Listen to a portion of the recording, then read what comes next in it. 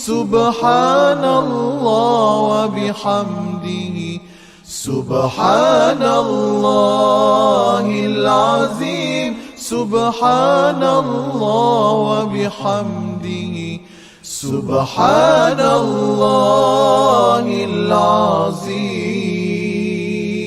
سبحان العليم من الشيطان الرجيم. بسم الله الرحمن الرحيم. ولئن سألتهم من خلق السماوات والأرض وسخر الشمس والقمر ليقولن الله فأنى يؤفكون. الله يبسط الرزق لمن يشاء من عباده ويقدر له إن الله بكل شيء عليم. ولئن سألتهم من نزل من السماء ماء فأحيا به الأرض من بعد موتها ليقولن الله قل الحمد لله بل أكثرهم لا يعقلون. وما هذه الحياة الدنيا إلا لهو ولعب وإن الدار الآخرة لهي الحيوان لو كانوا يعلمون. فإذا ركبوا في الفلك دعوا الله مخلصين له الدين فلما نجاهم إلى البر إذا هم يشركون. يكفروا بما آتيناهم وليتمتعوا فسوف يعلمون. أولم يروا أنا جعلنا حرما آمنا ويتخطف الناس من حولهم أفبالباطل يؤمنون وبنعمة الله يكفرون. ومن أظلم ممن افترى على الله كذبا أو كذب بالحق لما جاءه أليس في جهنم مسوى للكافرين. والذين جاهدوا فينا لنهدينهم سبلنا وإن الله لمع المحسنين. Sadaqallahul azim. Dan sesungguhnya jika engkau wahai Muhammad bertanya kepada mereka yang musyrik itu, siapakah yang menciptakan langit dan bumi dan yang memudahkan matahari dan bulan untuk faedah makhluk-makhluknya? Sudah tentu mereka akan menjawab, Allah. Maka bagaimana mereka tergamak dipalingkan oleh hawa nafsunya daripada mengakui keesaan Allah dan mematuhi perintahnya. Allah memewahkan rezeki bagi siapa yang dikehendakinya di antara hamba-hambanya dan menyempitkan rezeki itu baginya. Sesungguhnya Allah Maha mengetahui akan tiap-tiap sesuatu. Dan sesungguhnya jika engkau wahai Muhammad bertanya kepada mereka yang musyrik itu, siapakah yang menurunkan hujan dari langit lalu ia hidupkan dengannya tumbuh-tumbuhan di bumi sesudah matinya? Sudah tentu mereka akan menjawab, Allah. Ucapkanlah wahai Muhammad, Alhamdulillah, sebagai bersyukur disebabkan pengakuan mereka yang demikian. Bahkan kebanyakan mereka tidak memahami hakikat tauhid dan pengertian syirik. Dan ingatlah bahawa kehidupan dunia ini meliputi segala kesenangan dan kemewahannya. Jika dinilaikan dengan kehidupan akhirat, tidak lain hanyalah ibarat hiburan dan permainan. Dan sesungguhnya negeri akhirat itu ialah kehidupan yang sebenar-benarnya. Kalaulah mereka mengetahui hakikat ini, tentulah mereka tidak akan melupakan hari akhirat. Dalam pada itu, apabila mereka naik bahtera lalu menemui sesuatu bahaya di laut, mereka memohon pertolongan kepada Allah dengan doa yang tulus ikhlas kepadanya. Kemudian setelah Allah menyelamatkan mereka naik ke darat, mereka berlaku syirik kepadanya. Akibat syirik itu menjadilah mereka orang-orang yang kufurkan nikmat yang kami telah berikan kepadanya. Dan menjadilah orang-orang yang hanya dapat bersukaria di dunia. Kemudian mereka akan mengetahui kelak akibat buruk apa yang mereka lakukan. Dan tidakkah mereka melihat dan memerhatikan bahawa kami telah menjadikan Mekah, negeri mereka, tanah suci yang dihormati lagi aman, sedang orang-orang ramai yang tinggal dalam daerah-daerah di sekeliling mereka sentiasa dicolek atau ditawan atau dibunuh. Oleh itu patutkah mereka percaya kepada perkara yang salah dan kufur engkar akan nikmat-nikmat Allah. Dan tidaklah ada yang lebih zalim daripada orang yang mereka dan tidaklah ada yang lebih zalim daripada orang yang mereka-reka perkara-perkara yang dusta terhadap Allah atau mendustakan kebenaran setelah kebenaran itu disampaikan kepadanya. Bukankah diketahui bahawa dalam neraka Jahannam disediakan tempat tinggal bagi orang-orang yang kafir dan orang-orang yang berusaha dengan bersungguh-sungguh kerana memenuhi kehendak agama kami. Sesungguhnya kami akan memimpin mereka ke jalan-jalan kami yang menjadikan mereka bergembira serta beroleh keredaan. Dan sesungguhnya pertolongan dan bantuan Allah adalah beserta orang-orang yang berusaha memperbaiki amalannya. Kita berada pada ayat-ayat terakhir surah Al-Ankabut. Surah yang ke-29, juzuk yang ke-21. Pada ayat 61 sehingga ayat terakhir itu ayat 69. Ayat-ayat yang kita bacakan ini menjelaskan pengakuan, pengiktirafan pada penyembah bahara, pada penyembah berhala, pada penyekutu Allah Ta'ala. Bahawa di sana ada Allah yang esa. Ada Allah yang satu, yang mencipta, yang memberi rezeki, yang menghidup, yang mematikan, bukan yang menyelamatkan manusia dari kesusahan. Dan ayat-ayat yang kita bacakan ini menjelaskan tentang nilai dunia yang sementara. Sehebat mana pun dunia, dia cuma detik bermain dan berseronok, kemudian akan berakhir kepada kehidupan yang sebenar, iaitu kehidupan akhirat. Dan Allah Ta'ala menceritakan pada ayat yang kita bacakan ini, bagaimana kesudahan bagi setiap orang kafir yang tidak mau beriman. Dan Allah Ta'ala menjelaskan bahawa Allah sentiasa menolong, membantu bersama dengan orang-orang yang bersungguh menjaga agama Allah. Orang-orang yang hidupnya untuk mengangkat agama Allah. Orang-orang yang hidupnya untuk membantu dan menolong agama Allah. Maka Allah menyediakan kepada mereka kedudukan yang mulia di sisi Allah SWT. Ini ayat-ayat terakhir dalam surah Al-Ankabut, surah Makkiyah. Surah yang diturunkan di Mekah atau sebelum hijrah. Dan kita tahu dia punya latar belakang. Bagaimana surah ini diturunkan ketika mana umat Islam terus berhujah dengan musyrik Mekah yang menyembah berhala. Nabi SAW terus menjawab segala kekeliruan yang ditimbulkan sehingga cabaran kepada Rasulullah supaya Nabi menunjukkan mukjizat dan cabaran kepada Rasulullah SAW supaya mendatangkan azab. Maka baginda SAW menjawab satu persatu dengan menyebut apa yang Allah firmankan, bahawa mukjizat yang lebih agung daripada apa yang kamu minta itu ialah Al-Quranul Karim. Ini mukjizat yang terbesar. Ini mukjizat yang teragung. Dan ada pun permintaan kamu supaya azab disegerakan, memanglah dia tentukan azab untuk kamu. Kalau kamu mati dalam kekufuran, maka tunggulah hukumannya. Kerana Allah Ta'ala telah menyediakan api neraka yang mengelilingi kamu di atas dan di bawah, bukan di seluruh jihah atau sudut dan ruang, sehingga membakar kamu semua disebabkan kekufuran. Maka respon orang kafir bila mereka disebut tentang azab, mereka menambahkan kezaliman pada orang Islam. Sehingga Allah memerintahkan umat Islam supaya berhijrah. Dan memberi jaminan kepada orang beriman bahawa semua bumi ini milik Allah. Dan memberi jaminan bagi orang beriman dan beramal soleh yang sanggup berhijrah ini dengan syurga yang kekal di dalamnya. Dalamnya ada istana yang mengalir di bawahnya sungai-sungai. Dan Allah Ta'ala memberi jaminan rezeki itu ada. Sebagaimana binatang-binatang yang diberi rezeki. Betapa banyak binatang-binatang yang lemah, Allah menjaga rezeki mereka. Sementara kamu yang beriman. Ini ayat lepas yang kita baca. Itu bermula bermula pada ayat 50 hingga 60. Dan malam ini ayat 61 hingga 69.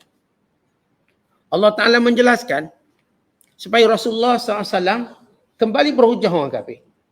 Kalau sebelum ini mereka yang tanya.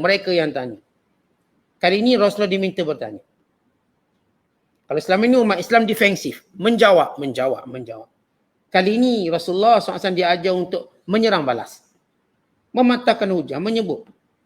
Maka Allah mengajar Nabi SAW untuk bertanyakan kepada orang kafir beberapa soalan. Maka Allah berfirman, walain, wahai Muhammad, kalau sekiranya sa'altahum, engkau bertanya kepada para penyembah berhala, para pensyirik Allah, yang menyekutukan Allah, man khalaqas samawati wal ardh, siapa yang jadikan langit dan bumi? Siapa? Wasakhkhara asy-syamsa wal qamar, siapa yang menyusun perjalanan matahari dan bulan? Siapa? La yakulunna Allah, pasti mereka tidak akan ada jawapan yang lain melainkan mereka berkata Allah. Mereka tak mungkin kata berhala ni, kerana matahari dan bulan ada lebih dulu pada berhala ni.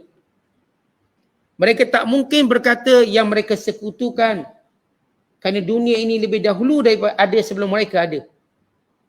Maka siapa yang ciptakan langit dan bumi? Kerana sepakat mereka bahawa bumi ini dijadikan sebelum manusia dijadikan. Allah SWT menyebut bahawa sebelum manusia dijadikan ribuan tahun, Allah jadikan bumi dahulu. Apa hikmahnya? Supaya tidak ada mendakwa mereka yang ciptakan bumi. Tidak ada yang mendakwa sebab bumi dulu. Bagaimana seorang mampu mendakwa sesuatu yang lebih dahulu daripada dia untuk kata dia buat? Dia buat. Contoh kalau dia datang satu kampung, kita tanya, awak datang kampung ni bila? Saya datang tahun 80-an contohnya. Siapa bagi nama kampung ni? Saya lah bagi nama. Ya ke? Sebab nama kampung ni dah ada tahun 1950. Awak masuk tahun 80. Bagaimana awak kata awak dulu bagi nama? Seolah contoh mudah. Maka kenapa Allah jadikan langit dan bumi dulu sebelum Allah jadikan manusia? Supaya manusia tak ada seorang pun mendakwa bahawa mereka cipta langit dan bumi. Atau berhala-berhala yang baru mereka buat, yang baru mereka beli, yang baru mereka jumpa, menciptakan langit dan bumi. Maka sebab itu mereka tidak ada jawapan lain melainkan mereka berkata Allah. Maka kali ini Nabi SAW diperintahkan oleh Allah tanya mereka, wahai Muhammad, siapa yang jadikan langit dan bumi? Siapa yang menjadikan matahari dan juga bulan? Yang menyusun perjalanannya? Nescaya mereka akan berkata yang menjadikannya Allah. Mereka mengakui. Maka persoalannya bila Allah Ta'ala berkata, fa'anna yu'faku? Bagaimana kamu boleh dengan pengakuan kamu Allah cipta, Allah susun, bagaimana kamu boleh menyekutukan Allah? Bagaimana kamu dah jelas menyatakan Tuhan yang esa yang buat, tiba-tiba kamu buat Tuhan-Tuhan lain? Fa'anna tu'fakun ataupun fa'anna yu'fakun? Bagaimana kamu boleh sesat sejauh ni? Walau kamu kata yang ciptakan ini Allah. Yang kamu boleh sesat sejauh ni kenapa? Sebab Allah tanya, fa'anna yu'fakun? Bagaimana kamu boleh sesat? Sedangkan kamu kata yang cipta langit bumi, yang menyusun perjalanan matahari dan juga bulan Allah. Habis yang semua berhala sebab apa? Apa dia buat? Dia tidak mencipta. Kemudian Allah Ta'ala menjelaskan lagi tentang nikmat Allah kepada mereka. Allahu yabsutur rizqa liman yasha'u min ibadi. Allah yang memewahkan. Perkataan yabsut, yakni memberi rezeki dengan mewah kepada hambanya. Wa yaqdirulah, dan di kalangan hambanya ada yang Allah beri tak mewah sikit. Tetapi jaminan Allah semua hambanya dapat rezeki. Cuma banyak sikit. Tak ada seorang pun yang tak dapat rezeki. Semua akan dapat rezeki. Termasuk ulat dalam batu. Termasuklah sesuatu yang mungkin tertinggal ataupun terperangkap dalam mana-mana perangkap. Ada rezeki dia. Ayat ini menjelaskan pertama yang memberi rezeki Allah. Yang melapangkan dan yang menyempitkan rezeki juga Allah. Bukan kita cerdik ke tak cerdik kita. Lepas tu bila kita baca, ada orang cerdik lalu mampu kaya dalam satu malam. Tapi orang sama mampu bankrupt dalam satu malam. Orang sama.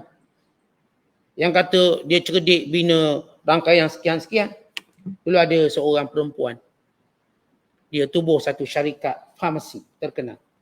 Melalui sampel darah. Konon dengan darah tahu kesan penyakit semua. Yang menggemparkan seketika dunia perubatan. Perempuan muda. Dalam sekelip mata dia menjadi bilioner termuda pada usia 19 tahun. Sebelum dijatuhkan hukuman penjara hari ini atau beberapa hari ini. Perempuan ni terkenal. Dia anggap perempuan yang paling kaya di dunia pada usia 19 tahun, bilioner, dan dia menipu, berjaya menarik pelaburan daripada bilioner dunia sebanyak $700 juta dolar USD. Terus diangkat sebagai perempuan termuda di dunia.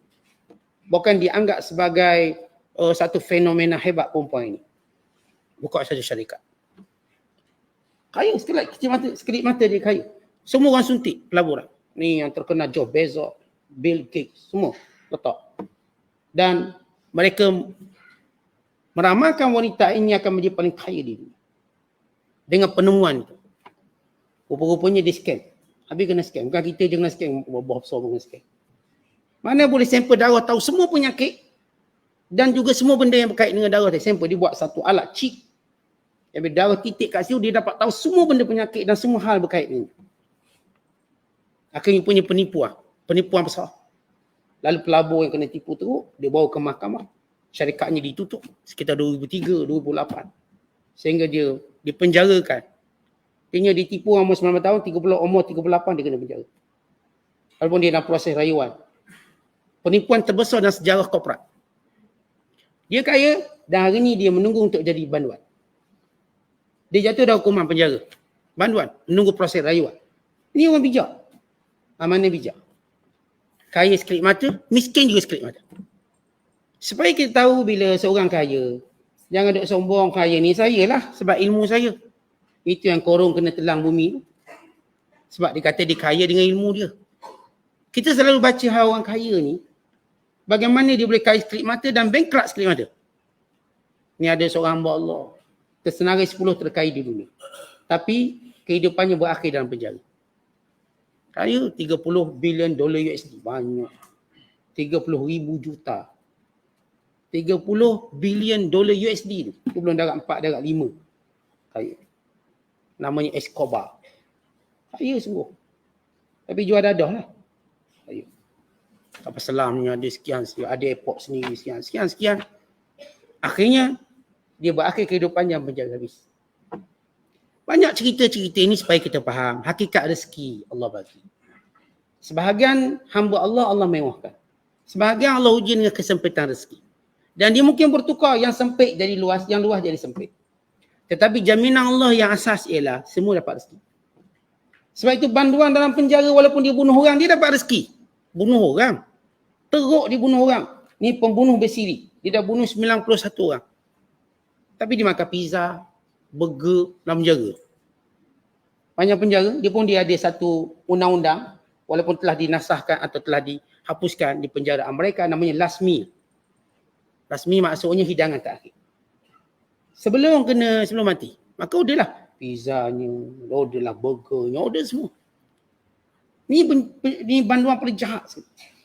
Nak cerita rezeki ada. Kalau rezeki tidak dijamin oleh Allah, nescaya banduan semua tak akan beri makan. Tapi jadi banduan pun 3 kali sehari makan, 4 kali sehari. Makan. Pagi ada sarapan, tengah hari, malam, jajan-jajan pun ada. Boleh order kat luar pula order. Ni kalau keluarga datang melawat, banduan ni dia boleh buat order. Buat order. Nak order apa? Tertarik. Order apa dia order? Dia beli kat kantin penjara.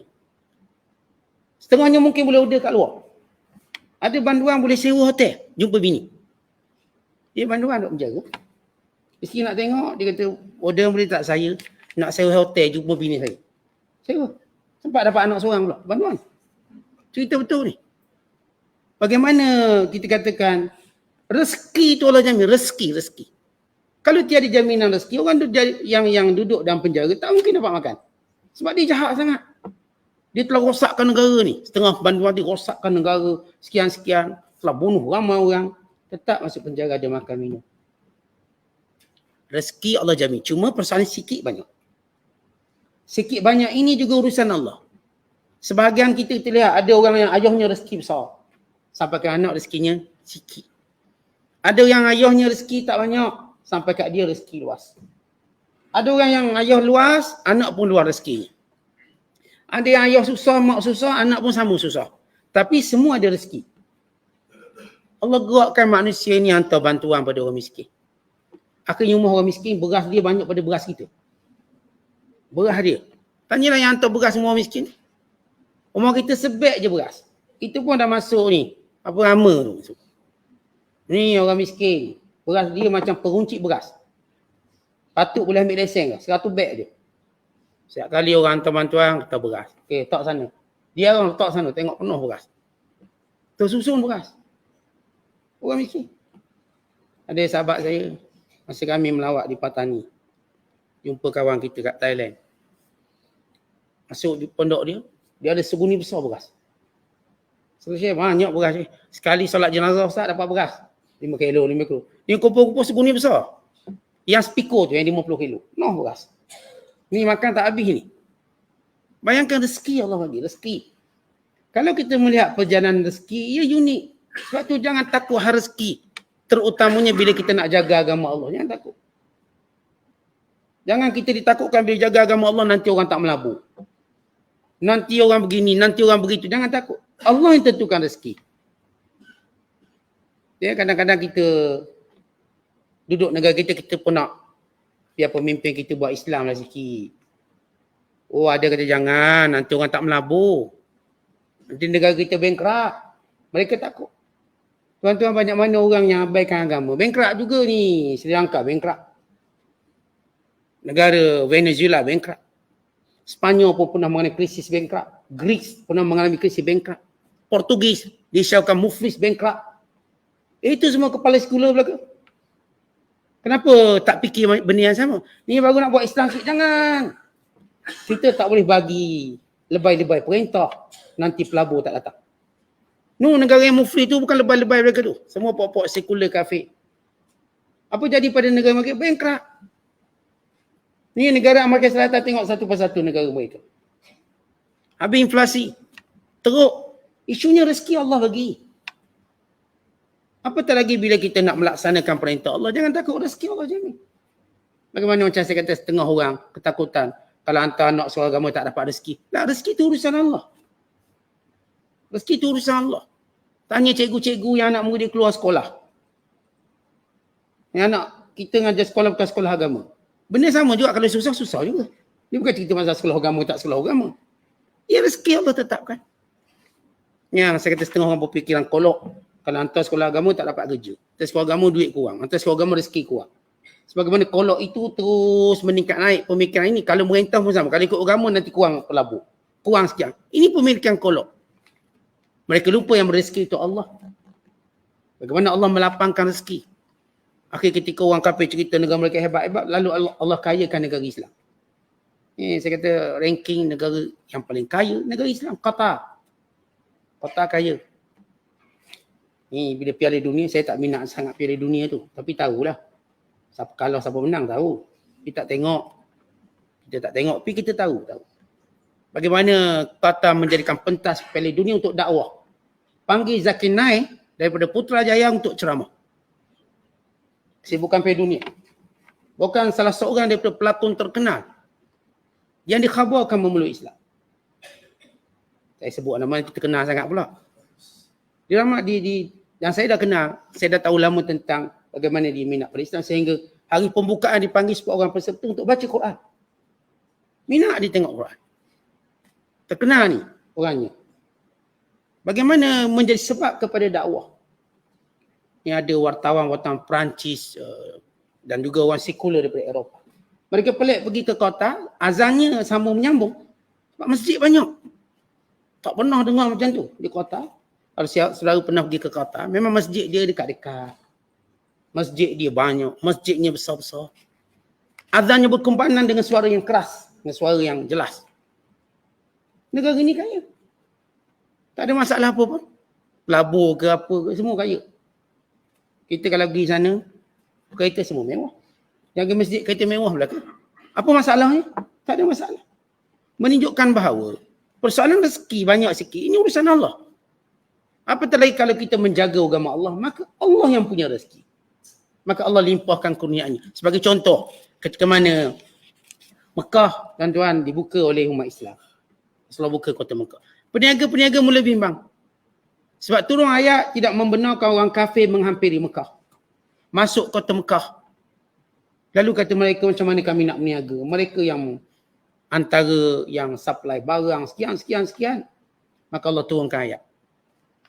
In khiftum ailatan fasawfa yughnikumullahu min fadlih. Kamu takut fakir, Allah kayakan kamu. Tuan-tuan tengok Mekah, ada tak orang kafir kat Mekah? Ada orang kafir kat Mekah berniaga? Orang Islam belaka.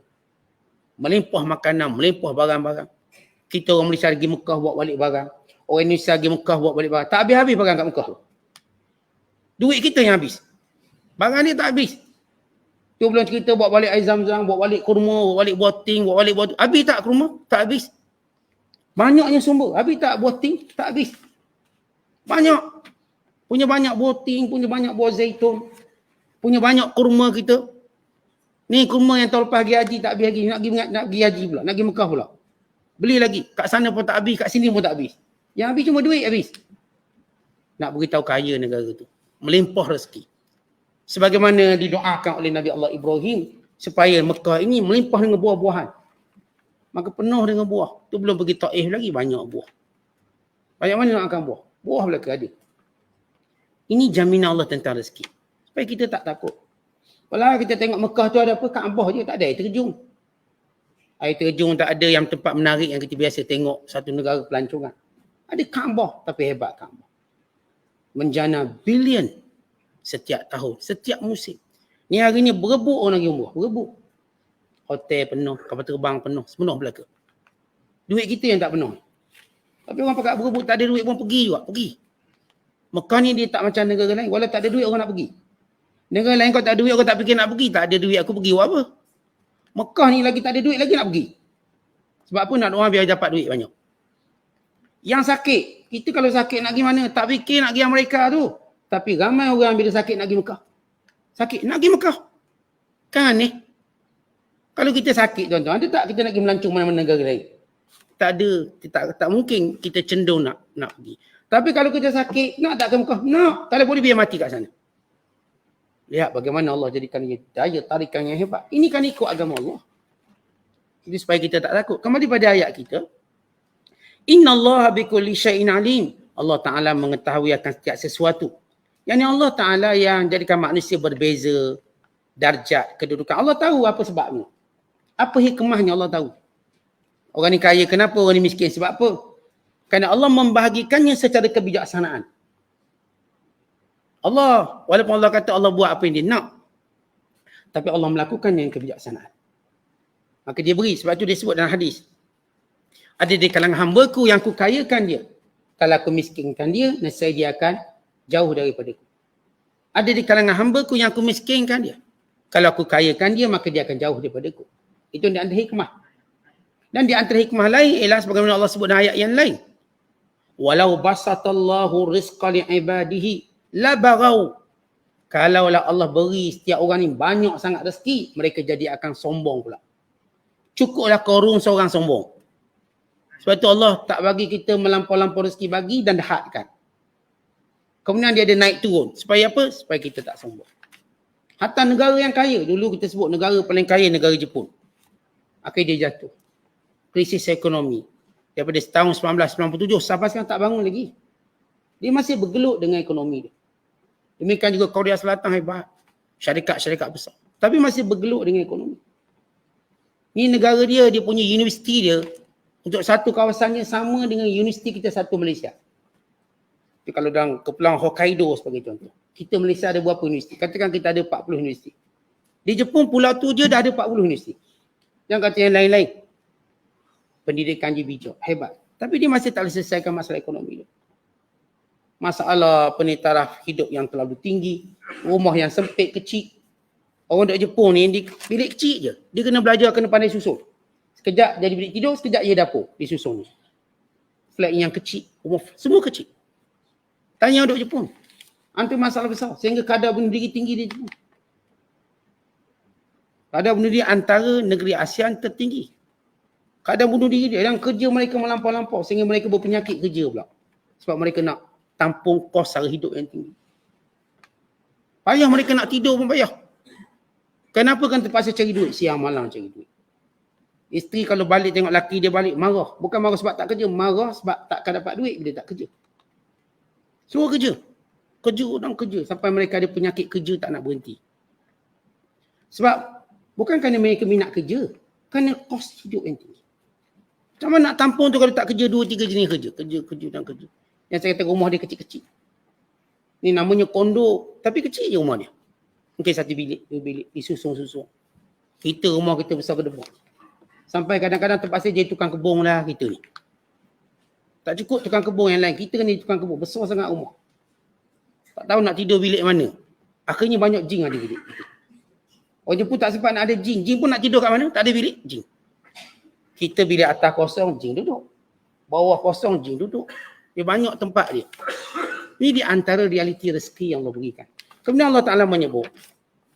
Wala in sa'altahum. Dan kalau engkau tanya kepada mereka, wahai Muhammad. Man nazzala minas sama'. Siapa yang turunkan hujan dari langit? Fa'ahya bil ard. Dengan sebab hujan tadi dihidupkan bumi yang kering kontang. La yakulunna Allah. Mereka juga akan kata Allah.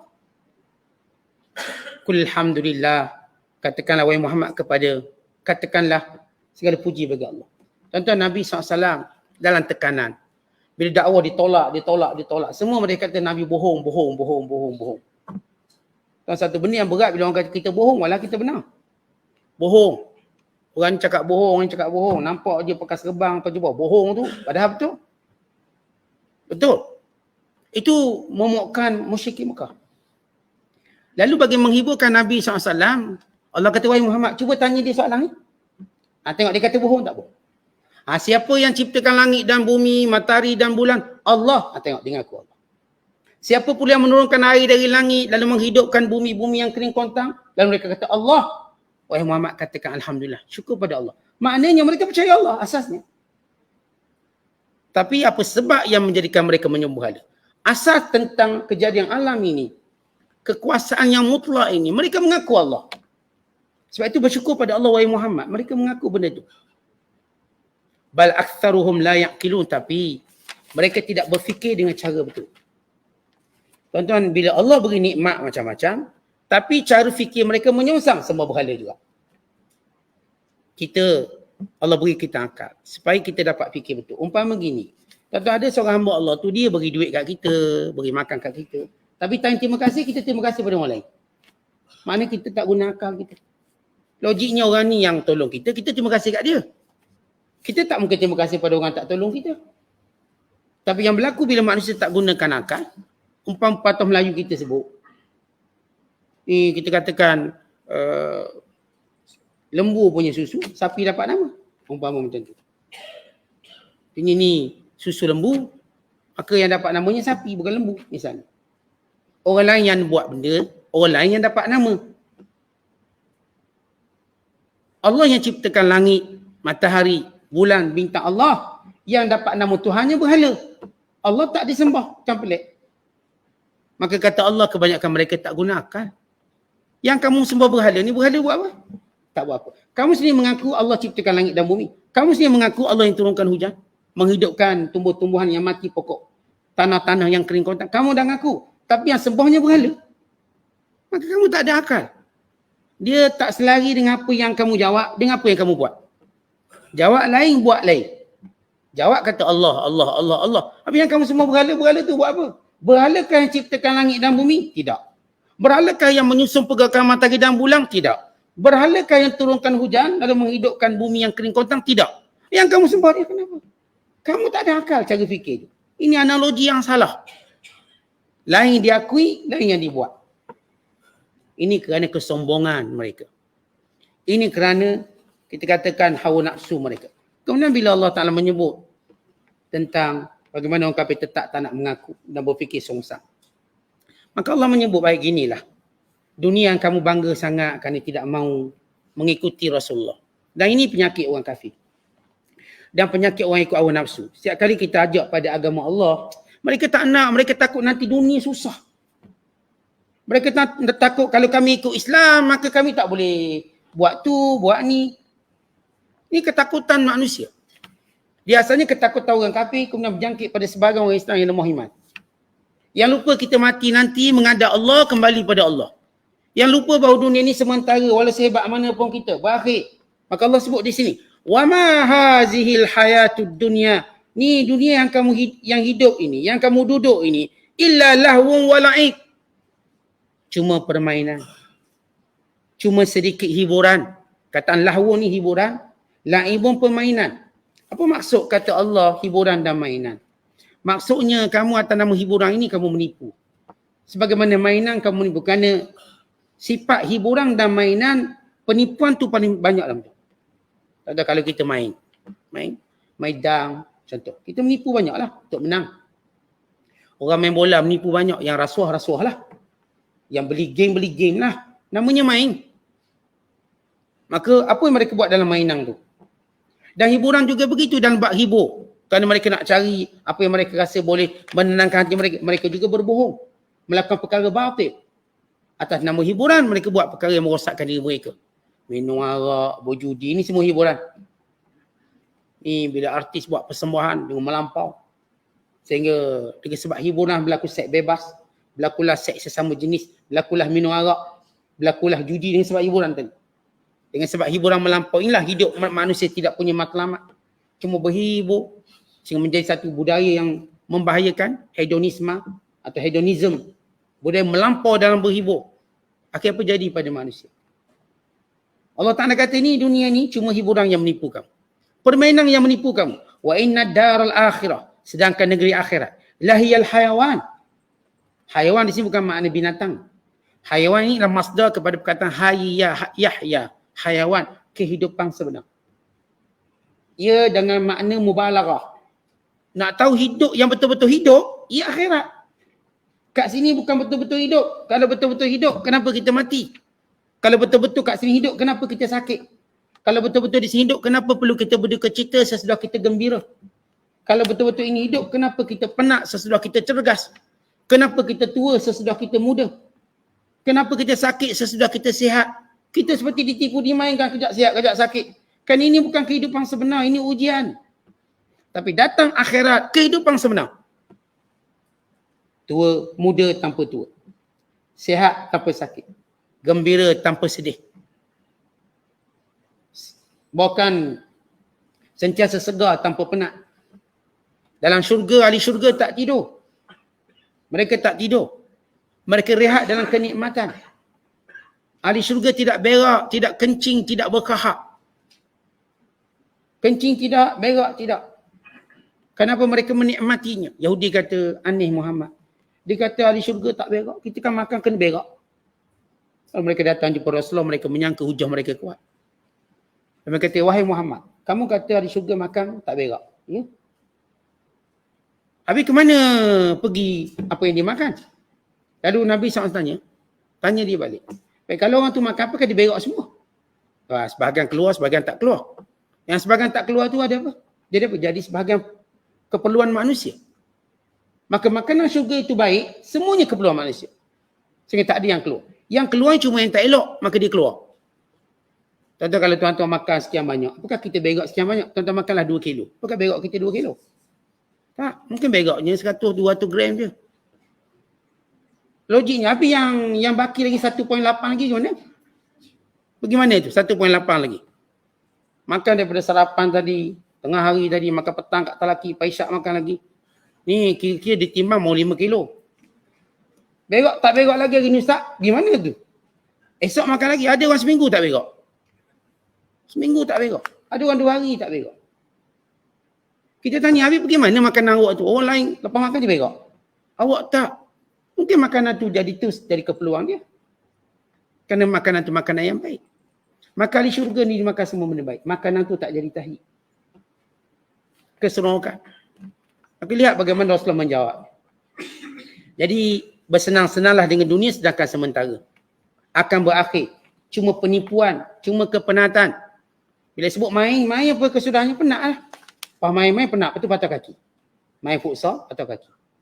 Main badminton, masuk hospital ICU, lemah jantung. Main kan sudahan dia macam tu. Main-main tahu pendang otak. Tanduk bola, kena tiangku. Dah, pendang otak. Main kesudahannya penat, sakit. Tanya orang yang ada rekod sakit-sakit semua dulu pernah main tak? Dulu saya main ni. Dulu saya main ini, dulu main ini. Hari ni kita pun rasa apa yang kita main dulu. Kesannya, dulu saya berhibur macam ni. Dulu saat saya ni penari break dance ni. Ni tu slip disc tak, pusing tulang ni. Maksudnya, main ke hibur, berkesudahan dengan penyakitnya, itunya macam-macam. Maka Allah kata, kehidupan sebenar ialah akhirat. Lau kanu ya'lamu, kalau kamu ni ada ilmu. Fa'idha, kemudian Allah sebut.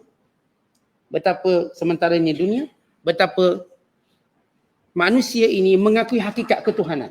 Tadi hakikat ketuhanan bila bertanya tentang langit dan bumi dan air yang diturunkan, hujan. Ini hakikat ketuhanan yang berikutnya, kata Allah, فَإِذَا رَكِبُوا فِي الْفُلْكِ, kalau mereka menaiki kapal. Da'ullaha mukhlishina lahuddin, dan tiba-tiba kapal mereka dilambung dengan ombak. Lalu ombak mengepung kapal mereka. Lalu mereka menyangka mereka akan binasa. Mereka akan hancur. Lalu mereka berdoa kepada Allah dengan sungguh-sungguh. Falamma najjahum ilal bar, ketika mana Allah selamatkan mereka ke darat, idza hum yusyrikun, mereka kekal syirik juga. Nak beritahu manusia ini tengah susah, ingatlah Tuhan. Itu perangai manusia. Kalau susah dia tahu takkan ada orang tolong. Maka waktu itu doa pada Allah, panjang doa. Tapi bila mereka kembali kepada kesenangan, mereka kufur dengan nikmat Allah, liyakfuru bima atainahum wa liyatamatta'u, mereka kufur dengan rezeki, dengan kurniaan, dengan keselamatan yang kami berikan. Wa liyatamatta'u, kata Allah, tak apalah, berseronoklah sekejap. Ini selamat kat laut, balik ke darat. Lalu kufur kembali pada Allah, wa liyatamatta'u, seronoklah sekejap. Fasawfa ya'lamun, kamu tahu bagaimana nanti kesudahan kamu. Dan seronok-seronok nanti kamu akan mati. Habis juga seronok tu.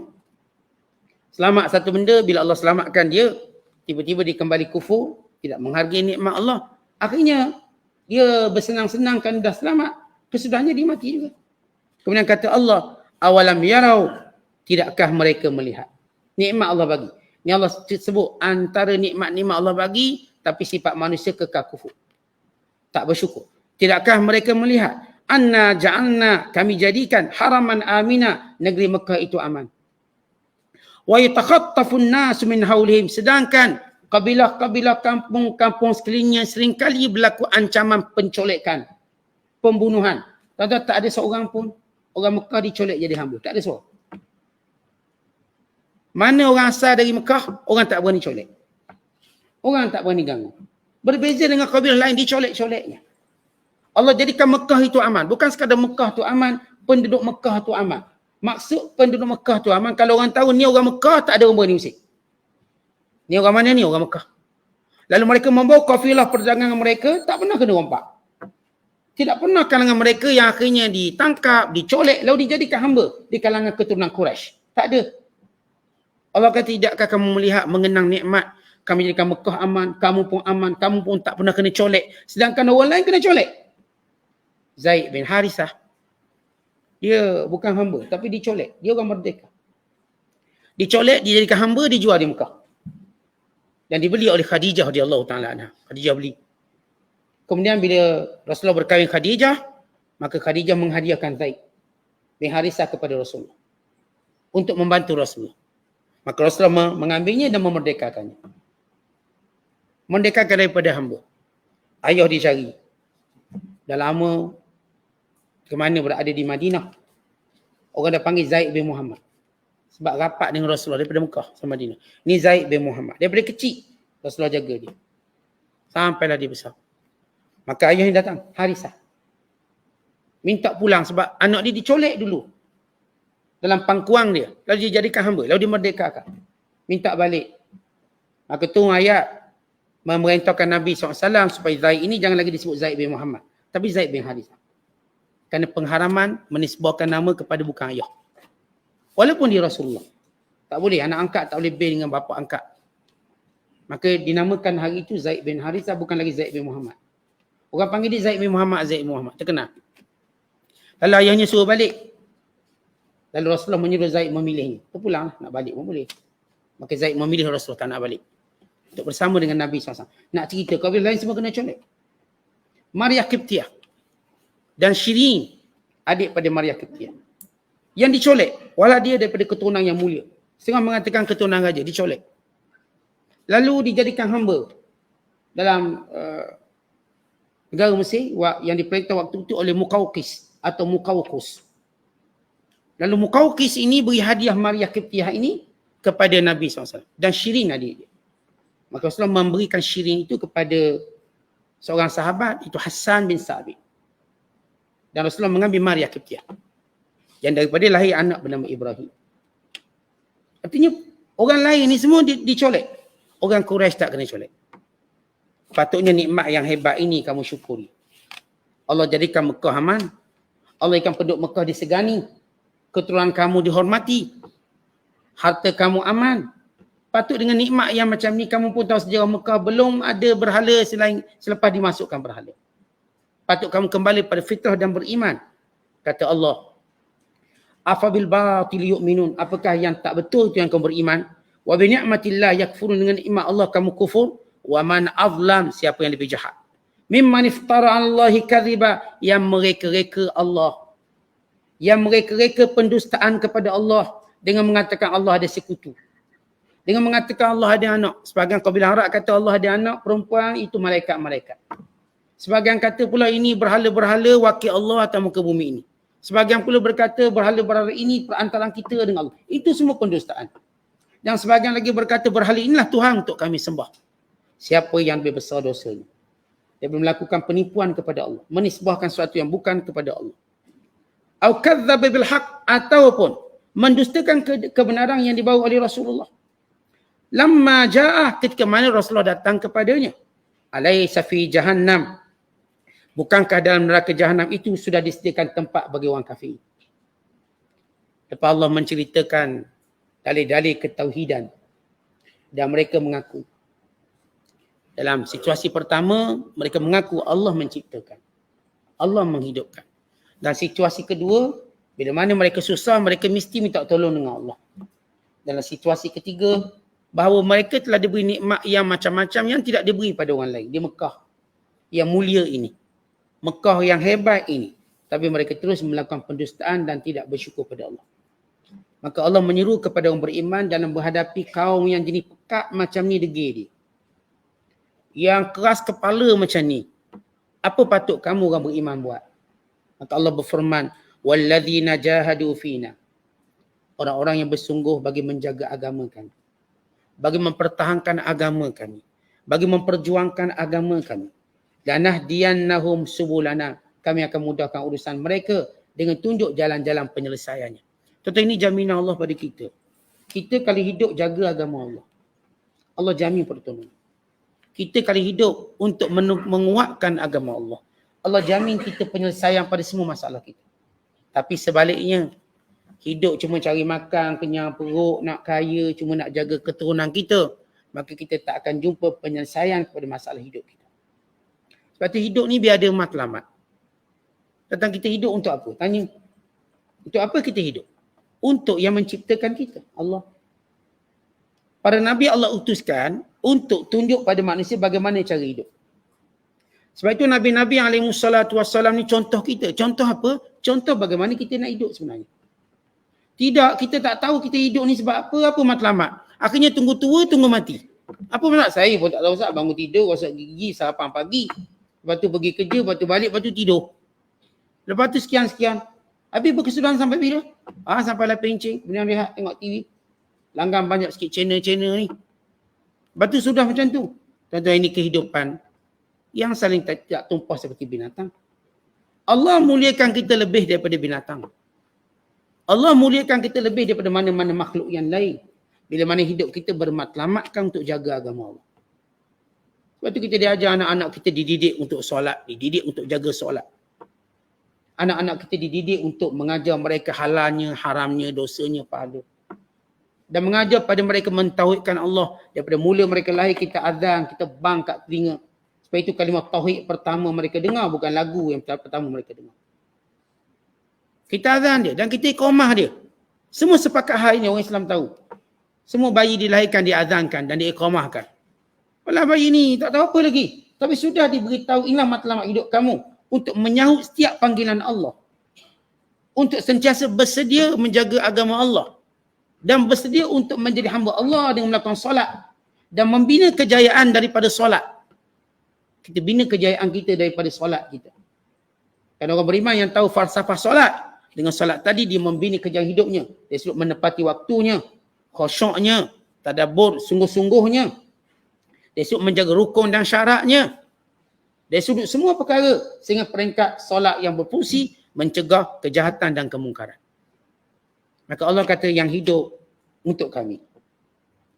Menegakkan, memperjuangkan agama kami. Kami akan bantu mereka, kami akan tunjuk solusinya. Sebab itu kita lihat perjuangan Islam, dia sentiasa mendapat kemenangan. Pada zahir nampak zahir macam kalah, tapi Allah menangkan dalam hati mereka. Allah menangkan dalam hati, Allah berikan ketenangan. Allah berikan kekuatan. Sehingga mereka tidak pernah melihat perjuangan ini akan berakhir, sehingga mereka bertemu dengan Allah. Mereka kekal berjuang, walau bagaimanapun keadaan mereka. Kerana kesungguhan tadi, kesungguhan menjaga agama Allah tadilah, maka Allah memuliakan mereka, dunia dan akhirat. Allah menjadikan mereka mulia dengan kehidupan, gembira dengan kehidupan mereka. Mereka tak kehilangan dalam hidup ini. Kerana bila Allah menyebut, wa innallaha lama'al muhsinin, dan sesungguhnya Allah sentiasa bersama dengan orang buat baik. Supaya kita tahu buat baik tertinggi ialah menjaga agama Allah. Itu buat baik tertinggi. Sebab itu pada sahabat semua mereka berusaha untuk buat baik pada agama Allah. Bukan kita baca kisah bagaimana Ibrahim AS bila dibakar oleh api. Ni burung-burung kecil yang berusaha. Walaupun dia tahu dia tak mampu padamkan api, dia tahu. Tapi dalam hatinya ada kecintaan kepada kebaikan. Maka dia buat juga. Walaupun tak padam api itu. Untuk menunjukkan pada secara falsafah hidup kita. Bahawa apa pun hari ini yang kita nak buat demi untuk kita angkat agama Allah. Contoh kalau buah ni kita tak fikir. Dan orang dulu daripada kita tak fikir, tidak mungkin Islam sampai ke tanah Melayu. Yang dipisahkan ribuan kilometer daripada pusat turunnya Islam tadi. Tapi kerana semua sahabat fikir macam tu. Lalu mereka datang ke tempat-tempat kita. Menyebarkan agama Allah. Mereka mahu agama Allah ini. Ia kebaikan yang perlu dikongsi. Mereka sebarkan dengan bersungguh-sungguh. Bayangkan zaman dulu tuan-tuan naik boat, naik kapal tanpa ada enjinnya. Hanya bergantung pada anginnya. Tak tahu mana daratannya. Jauh perjalanannya. Sanggup mereka tinggalkan tanah air, negeri mereka. Demi untuk menjaga agama Allah. Bahkan kita tahu hampir lebih daripada 2/3 sahabat mati di luar Madinah. Kerana mereka nak tolong agama Allah. Biar tersebar. Hatta Bilal bin Rabah. Ni matinya di bumi Syam untuk memperjuangkan Islam daripada ancaman Rom. Walau dia boleh je hidup selesa di Madinah. Tapi kenapa dia berpindah ke Syam? Ni ada sahabat yang pindah negeri ni, ada negeri ni. Semua mereka kerana mereka tahu tujuan apa mereka hidup. Bukan tujuan mereka untuk mati di Madinah. Bukan. Tujuan mereka untuk menolong agama Allah, menyebarkan agama Allah bersungguh-sungguh. Walau di mana pun mereka mati, mereka tak kisah. Asal agama Allah disebarkan. Akhirnya Islam sampai pada kita. Dan kita juga kena fikir benda yang sama. Bagi menjamin keturunan dan anak-anak kita ini dapat kebenaran ini sebagaimana kita nikmati. Jangan sampai kat kita stop biarlah. Akhirnya kita pun biarlah siapa nak merintah lah. Asal gaji naik sudah. Kita lupa bahawa nilai pemerintah itu bagi dengan agama. Supaya terjaga agama, terpelihara agama, tersebar agama. Maka ini yang kita nak. Ini yang kita mahu dalam kehidupan. Sebab kita selalu sebut nanti, tuan-tuan kita mati. Ya Allah, antara soalan Tuhan tanya, apa agamamu? Tanya apa agama? Ia bukan masalah kita tertulis dalam IC kita nama agama kita Islam. Maksudnya apa yang kita buat untuk agama kita? Apa kita buat? Kita buat sekadar semayang puasa cukup tak? Itu kita tak buat apa-apa untuk agama kita. Itu untuk kita. Apa yang kita lakukan untuk agama kita? Sebagaimana para sahabat buat. Sebagaimana para ulama dulu buat. Dan benda yang sama kita nak buat. Walaupun kita tidak mungkin sekuat mereka, sehebat mereka. Walaupun kita cuma burung-burung kecil yang membawa air di paruhnya. Tapi kita buat sesuatu. Sebagai satu jawapan yang paling lancar dalam kubur Islam agamaku. Kerana kita buat sesuatu untuk agama kita. Walaupun saya katakan kita taklah sampai level mereka. Yang benar-benar hidup mereka, mati mereka kerana agama Allah. Tapi kita boleh, kita beranilah buat sedikit perkara yang akan menjaga agama kita. Dengan cara ini Allah sentiasa bersama dengan orang yang tolong agamanya. Siapa yang bersungguh yang susah kerana jaga agama Allah, maka Allah tunjuk jalan keluar yang lebih banyak daripada apa yang difikirkannya. Wallahu a'lam. Assalamualaikum.